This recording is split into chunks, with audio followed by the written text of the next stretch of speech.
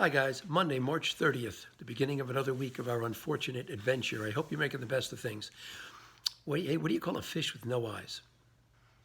Fish.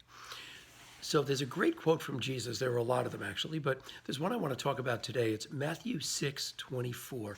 Jesus says, "Do not worry about tomorrow. Tomorrow will worry about itself. Sufficient for a day is its own worry." And I had an experience one night that really drove this home to me. I was volunteering at a VA hospital, Veterans Hospital, and I met a young man. He was probably 26 or 27, and he was paralyzed from the chest down. He had been a medic in the Army. He was in Germany, had a freak accident, tripped over a rug, fell into a door head first, and went completely numb. No pain, just went numb. So here's this guy in a hospital, paralyzed from the chest down.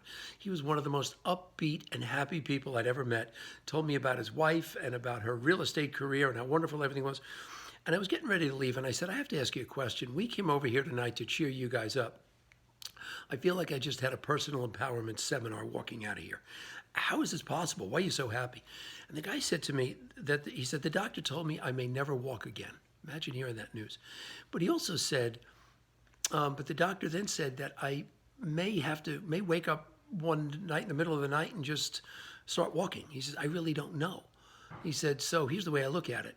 If I'm miserable for the next 5 years and I wallow in self-pity, and then all of a sudden I can get up and walk, he said, I wasted 5 years of my life. So here was his takeaway, his line. He said, I can't worry about the things I can't do. I have to worry about the things that I can do. And that stuck with me so much. And here's the message, is to fix what you can and surrender the rest to prayer.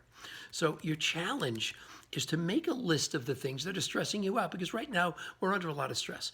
Make a list of all the things stressing you out, anything from the hangnail to, sorry Red Sox fans, but Mookie Betts and David Price going to the West Coast, right?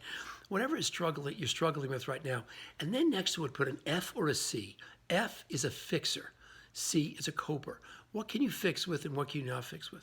Hey, Mr. Lyons, I'm failing math. Why? I don't do my homework. Well, for goodness sake, fix it. Do your homework.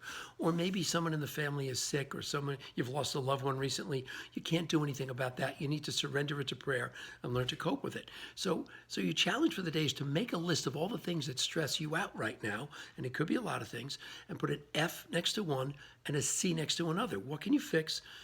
And what do you have to cope with? The fixers, get busy, start to fix them. The copers, surrender it to prayer and ask God's help in coping with it. Quote for the day is actually a prayer. Many of you will recognize it as the Serenity Prayer. And I'm going to close with that. God, grant me the serenity to accept the things I cannot change, the courage to change the things I can, and the wisdom to know the difference. St. Francis Xavier, pray for us. See you tomorrow, guys. God bless and stay awesome.